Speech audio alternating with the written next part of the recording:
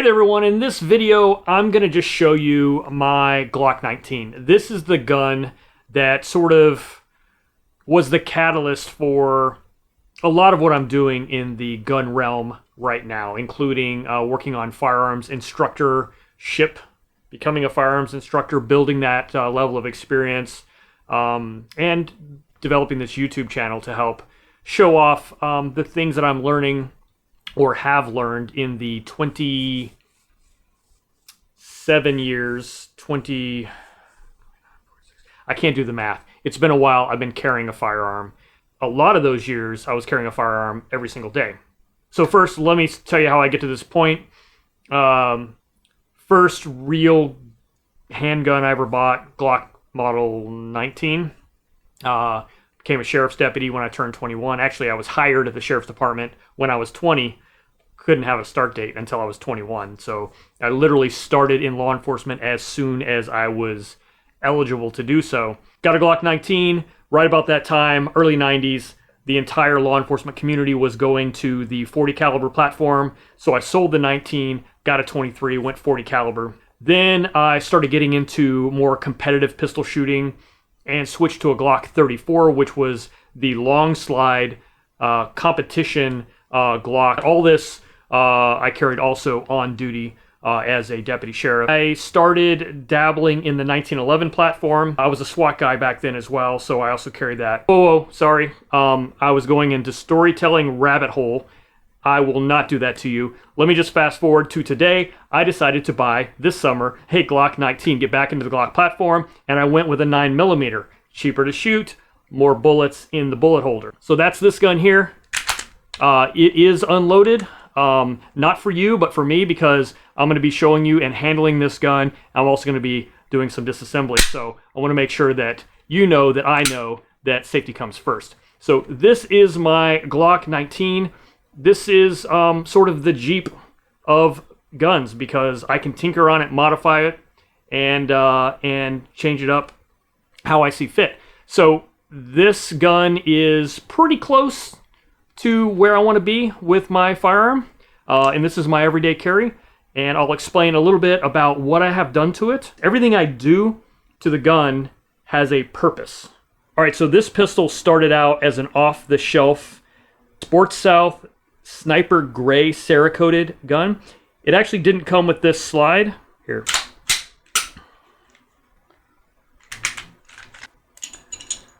Let me help you out here.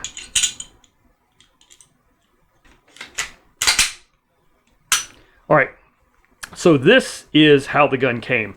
Now it's kind of hard to tell, it's kind of subtle, but it is a Cerakoted gray gun. It's sniper gray. The frame and the slide were Cerakoted. So when I first got the gun, the very first thing I did to it was put on these sights. I really like high visibility front sight, and I also like night sights. These are Spartan operators from Ameriglo.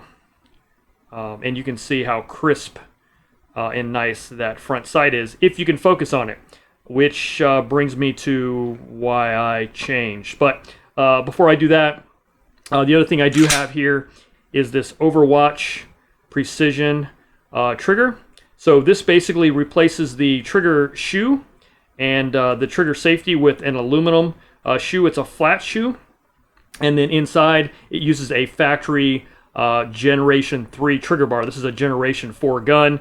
It has the finger grooves, and oddly enough, I like the finger grooves in the Glock 19. Not a fan in the 17, just they don't fit my fingers, but on the 19, the way they're laid out, they fit my fingers perfectly. So that's why I actually went with the Generation 4 over the Generation 5. The Generation 5 had a flat front strap. All right, so if the pistol came with this slide, why then did I switch to this? And well, it's because I'm getting old and I can't see very well. So, I mean, really that's what it boils down to. I was working with this and going to the range and training with it, and while I really like the high visibility front sight, my eyes are to the point where I was having a hard time focusing on the front sight. I can see my target, my threat, far away very well, but anything in that close range was a challenge.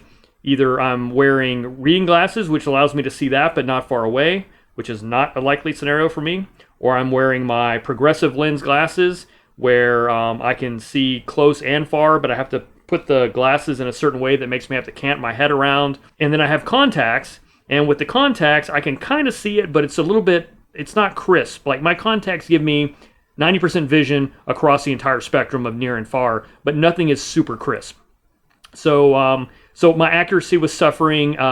When I would shoot at the range, I could tell I just couldn't get a good feel for it. So I started looking at options, and after tons of research, landed on the implementation of this Trijicon RMR, which gives me a red dot for focus.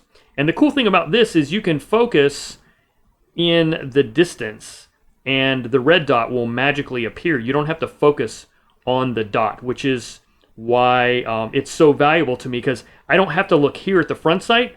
I can look out there, and that red dot just shows up wherever I'm looking. So yeah, so it allows me to threat focus where my vision is good anyway, and yeah, I don't have to focus on the front sight. So yeah, and it's faster. Even if you have good vision, red dot optics are proven to be a faster alternative. And you can see I've got backup iron sights in there. My iron sight is, the rear is in front of the red dot, which is sort of an unusual but very effective method. And then I've got these suppressor height sights.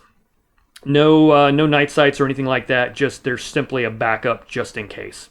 But so I did this, and I had actually a buddy of mine, David Bowie from Bowie Tactical Concepts, who's a pretty famous and long-standing pistol smith. So he did this, and we went ahead and just picked up this aftermarket slide from Wolf, and he did the RMR cut on it. Just a phenomenal job. He also did a little bit of smoothing. He dehorned some of the rough edges as he had access to it. Re-cerakoted it in the same gray that matches the frame. So it basically replaced the stock one with this guy. And yeah, that's really all the work I've had done on the slide. Let me put this thing back together here.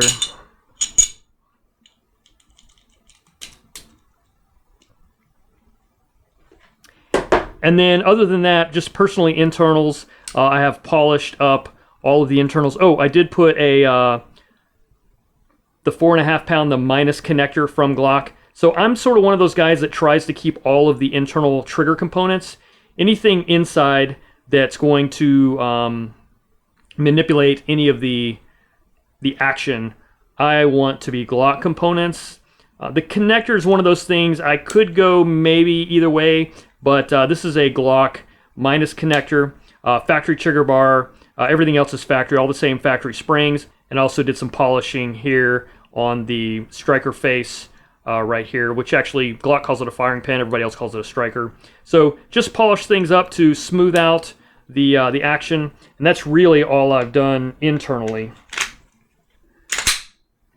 So yeah, that is that. Now I am running a grip, an external stick-on grip. This is from Talon Grips. So I do like a little bit more. Now the Glock 4th generation has pretty good texturing on there anyway, but I do like the little bit of a rubberized feel that this gives. Now I am working to have David Bowie do a custom grip reduction basically, and a custom stippling, and I want to raise a little bit right here underneath the trigger guard, just do that cutout. But I don't want to do this, so my plan is to get a different frame to have David Bowie do his magic, and then that way I can take this one, put it back with this, and then I'll have another complete handgun, you know, minus the internals and stuff like that. Oh, I did do the Ghost Bullet forward slide stop, and that basically replaces the factory slide stop and moves it forward just a little bit. The reason I did that is because I shoot a pretty high grip. You can see that right there, that's pretty high. And what would happen is my thumb pad would hit right there where the slide stop is and would cause it to lock open while I would do a string of fire. So this makes it a little bit smaller, moves it forward, so now it's not in my way. I also put some Talon grip texture right there, which is where my thumb goes. So when I'm gripping the gun, I'm literally squeezing all the way across, and I'm pushing in with that thumb right there, and that's my grip. But because of that, you can see where it turns white. That's how much pressure I'm putting on the side of the gun. And when the slide stop was back in its stock location, I would literally push that up, and in the middle of firing, it'd go and just lock back, and I'd be like, oh, I have a malfunction, you know. So I do a quick malfunction clearance drill, and then forget to check and see why it's stuck back there anyway. Eventually, I figured it out. But it's just sort of ingrained in my brain that, you know, if I'm firing and something isn't right, tap, rack, and then back on target. And so I'd then be like, oh, crap, why did it stay back? So I was having a hard time just remembering to stop and look at it. When I finally looked at it, of course, I found out that's why, and then I started doing some work and looking. Now, I can change my grip to adjust for that, lower it down, but I found this grip works really well for me, and I'm fairly accurate with it, so the easiest thing to do was just adjust that.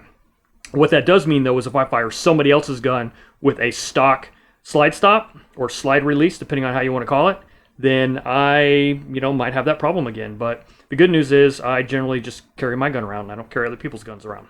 The other thing I did do was an extended mag release. So this is a Glock factory product. It doesn't stick out much more than the normal one. So it kind of surprised me, actually. I thought it would be a little bit more pronounced. And I can manipulate all this stuff. I've got fairly long fingers, so I'm pretty good there. Otherwise, I can manipulate those with both hands. Anyway, that is, I think that's all I have to tell you about this. So this is the gun that I'm now going through the process all over again because I got rid of all my old Glock holsters and all that stuff. I mean, I even had the original Glock plastic polymer holster that you could buy, if you remember those. I don't know if you can still get them anymore. Phobos was the first one to come out with holster. It's like, it was like kind of crazy, the stuff I used to have, but I don't have any of that anymore. So I'm going through this process of defining how I want to carry this gun, and I'm going through those options now and having a lot of fun doing it. I'm going to share that with you. This is the platform that I'm building that around. So wanted to show you that just so you'd have that frame of reference. Anyway, guys, that's it. That's my Glock Model 19. This is my carry gun, and now you know. So anyway, thanks for watching. I'll catch you on the next one.